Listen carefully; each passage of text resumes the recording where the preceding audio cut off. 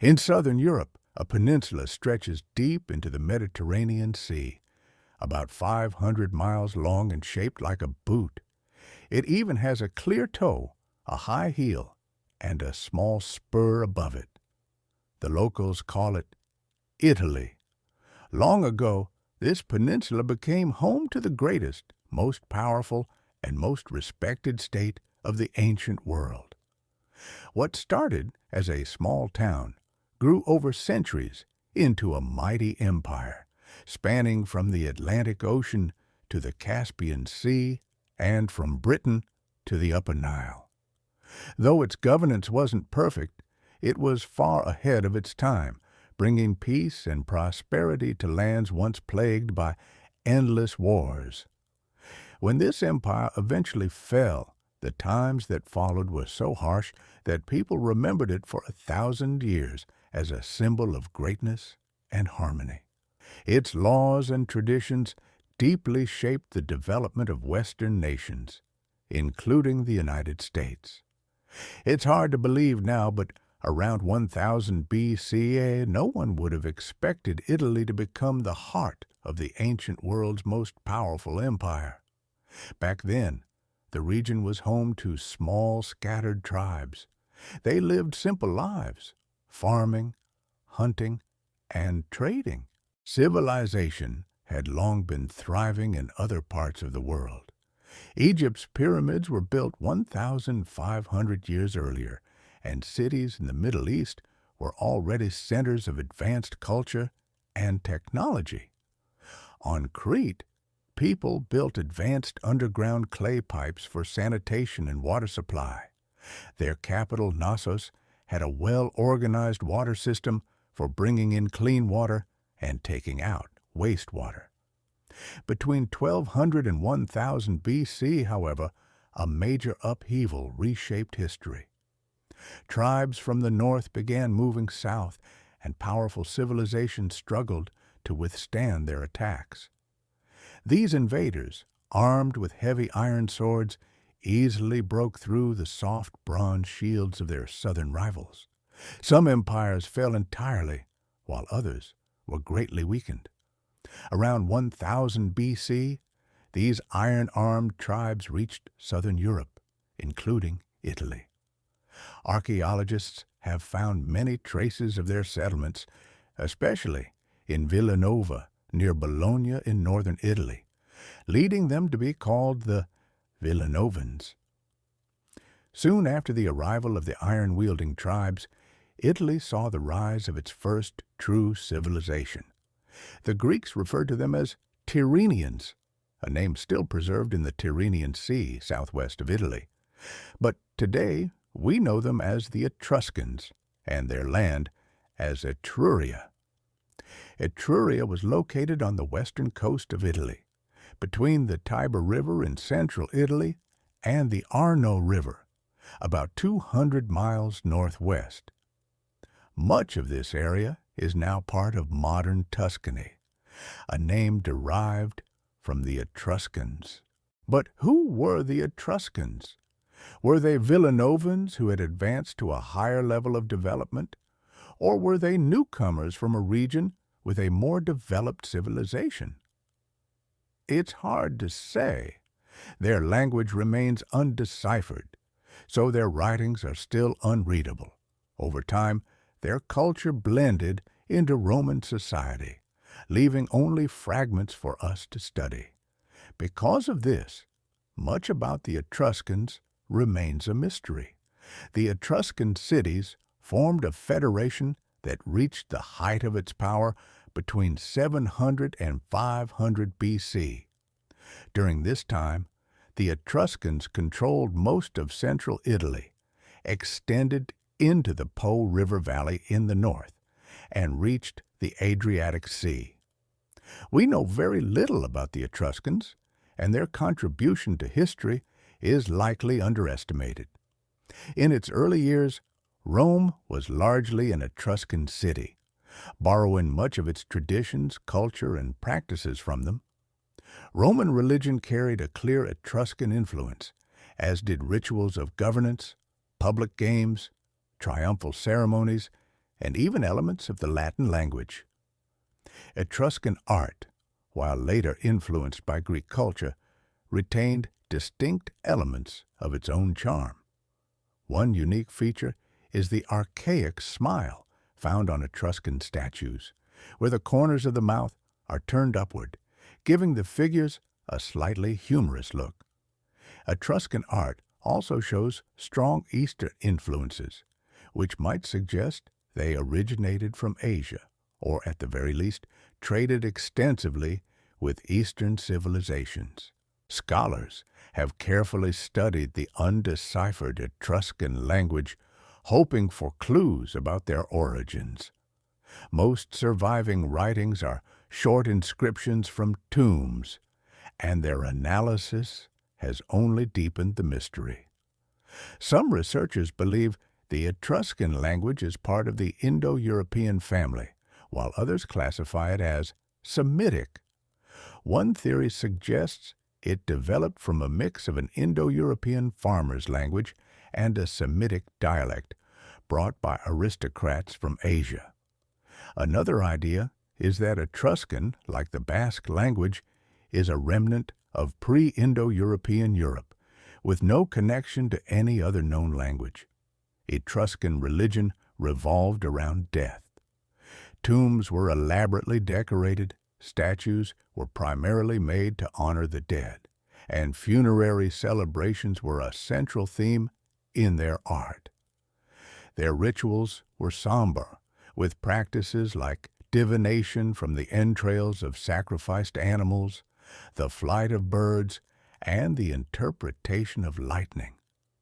Many of these traditions were later adopted by the Romans, and superstition remained a significant force throughout Roman history. The Etruscans were also remarkable engineers and innovators. Their cities were surrounded by massive stone walls, built so precisely that they required no cement. They constructed advanced roads, tunnels, and their temples featured architectural elements like arches. But its fate was tragic. The cities of Etruria never united into a centralized state.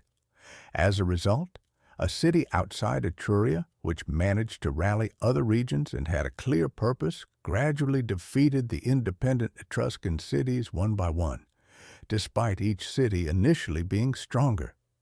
Ultimately, these cities were erased, leaving behind an unsolved mystery.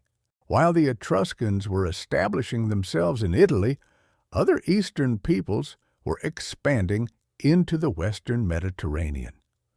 The Phoenicians, from the Eastern Mediterranean coast, colonized North Africa and founded numerous cities. The most famous and powerful of these was Carthage, established near modern-day Tunis. Carthage is believed to have been founded in 814 B.C. Carthage lay just 250 miles southwest of the tip of Italy's boot. Between them is the large island of Sicily, shaped like a triangular soccer ball about to be kicked by the boot. Carthage itself was only 90 miles southwest of Sicily's western edge, placing it in close proximity to the Italian peninsula and making it a significant rival in the region. The Greeks also expanded westward from their homeland. By the 8th century B.C., they had founded numerous thriving cities in southern Italy.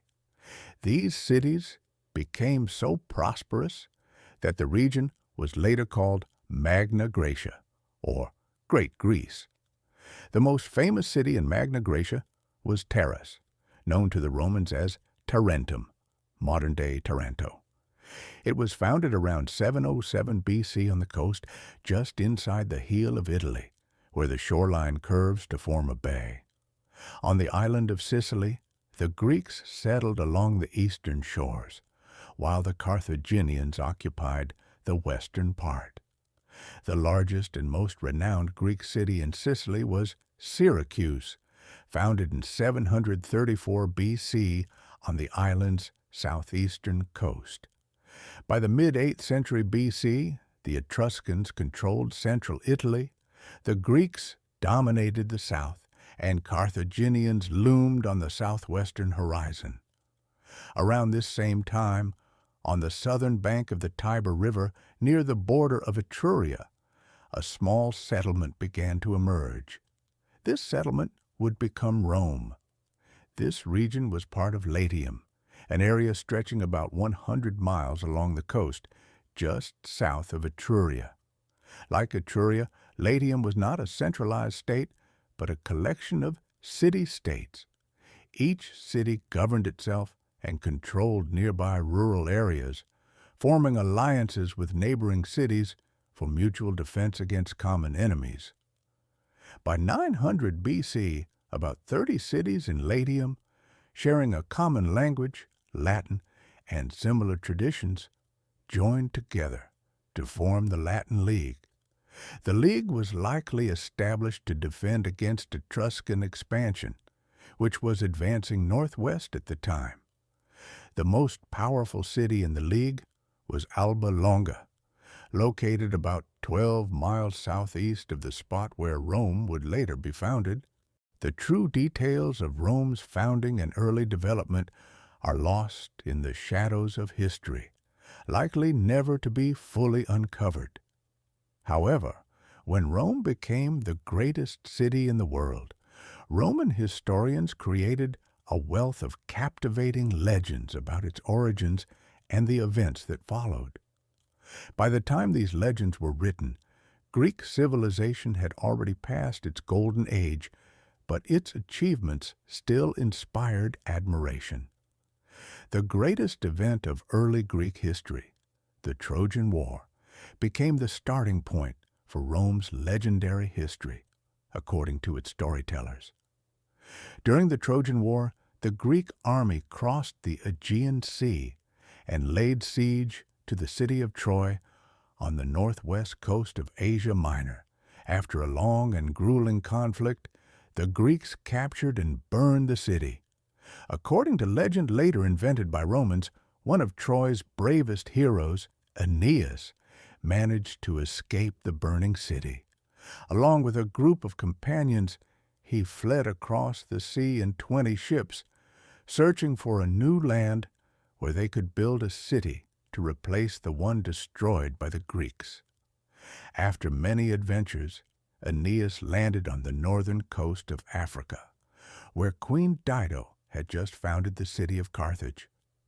Dido fell in love with the handsome hero, and Aeneas began to consider staying in Africa, marrying the queen, and becoming the ruler of Carthage. According to legend, the gods had other plans for him. They sent a messenger to command Aeneas to leave Carthage and fulfill his destiny elsewhere. Always obedient to the gods, Aeneas hastily sailed north without even informing Dido. Heartbroken by his departure, the queen took her own life in despair. This part of the legend is deeply romantic and likely appealed to the Romans, as it tied their city's origins to Carthage. Centuries later, Rome and Carthage would clash in a series of epic conflicts, culminating in Carthage's destruction. For the Romans, the story of Dido's tragic love for a forefather of Rome seemed fitting. Carthage had suffered defeat not only in love, but also in war. Of course, even if Aeneas and Dido had existed, the events in the legend couldn't have happened. The Trojan War is dated to around 1200 BC, while Carthage was founded almost 400 years later. Returning to the legend, Aeneas, after leaving Carthage, landed on the southwestern coast of Italy. There, he met King Latinus, whose name is believed to have inspired the name of the region, its people, and their language. Aeneas married Latinus's daughter, and after a brief war with nearby cities, became the ruler of Latium. 30 years later, his son Ascanius founded the city of Alba Longa, where his descendants ruled as kings. Generations later, the myth takes a dramatic turn. The last king of Alba Longa, Numitor, was overthrown by his ambitious younger brother, Amulius. To secure his power, Amulius forced Numitor's daughter, Rhea Silvia, to become a Vestal virgin, swearing her to celibacy so she could bear no heirs. However, according to legend, the god Mars, the god of war, had some good time with Rhea Silvia, and she gave birth to twin sons Romulus and Remus. Amulius, fearing the twins would grow up to challenge his rule, ordered them to be killed. To avoid direct blame, he had the infants placed in a basket and set adrift on the Tiber River, leaving their fate to the will of the gods. The basket drifted ashore at the base of a hill that would later be called the Palatine. There, the twins were discovered by a she-wolf who nursed them. This part of the legend, though the most fantastical, is also the most famous. Romans of later times cherished this story, as it symbolized the idea that their ancestors inherited the wolf's courage and strength with their very first nourishment. Sometime later, a shepherd named Faustulus found the twins with the she-wolf. He took them home, raised them as his own sons, and named them Romulus and Remus. When the brothers grew up, they learned of their true lineage. They led a revolt against Amulius, overthrew him, and restored the throne of Alba Longa to their grandfather, King Numitor, the rightful ruler. After reclaiming their grandfather's throne, Romulus and Remus decided to build their own city along the Tiber. Romulus wanted it to rise on the Palatine Hill, where the she-wolf had found them, while Remus preferred the Aventine Hill about half a mile to the south. To settle the dispute, they turned to the gods for guidance. Each climbed his chosen hill at night and waited for a sign at dawn. As the first light appeared, Remus saw 6 eagles flying overhead. A short while later, Romulus saw 12 birds. The brothers disagreed over the outcome. Remus claimed victory because his birds appeared first, but Romulus argued that his greater number of birds signaled divine approval. Their argument turned into a violent clash, during which Romulus killed Remus. Afterward, Romulus began building his city's walls on the Palatine Hill. He named the city after himself, Rome. According to legend, this momentous event took place in 753 B.C., marking the birth of what would become one of the most influential cities in history. According to Roman legend, Romulus ruled until 716 B.C. During a thunderstorm, he mysteriously vanished, and it was believed that he ascended to the heavens, becoming the god Quirinus, associated with war. By the end of his reign, Rome had grown to include not just the Palatine Hill, but also the Capitoline and Quirinal hills to the north. One of the most famous stories about Romulus's rule involves a serious problem faced by the early settlers of Rome. The new city attracted only men, leaving it without women, to ensure its future. To solve this issue, the Romans resorted to deception and force, abducting women from the neighboring Sabines, who lived east of Rome. The Sabines, naturally enraged, declared war, and Rome fought its first battle, setting the stage for the countless conflicts that would define its history.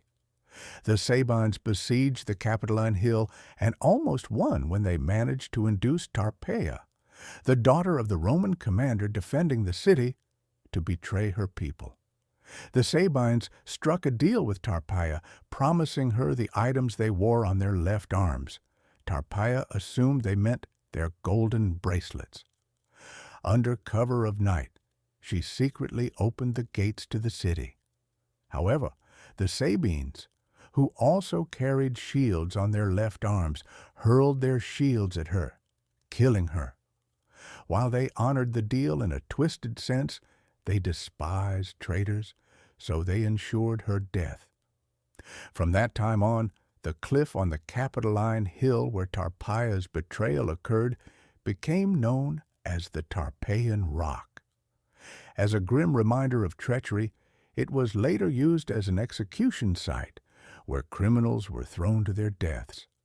After capturing the Capitoline Hill, the Sabines and Romans clashed in battle. Neither side gained a clear advantage, and eventually it was the Sabine women who, according to legend, had grown to love their Roman husbands, who intervened. They stepped between the two armies begging for peace, and their plea led to negotiations. The Romans and Sabines agreed to unite their lands and govern together. After the death of the Sabine king, Romulus became the sole ruler of the newly united peoples. This legend likely reflects a vague memory of Rome's actual formation, which had little to do with the romantic tales of Romulus and Remus. Historically, the Seven Hills were home to separate settlements that gradually merged to form Rome.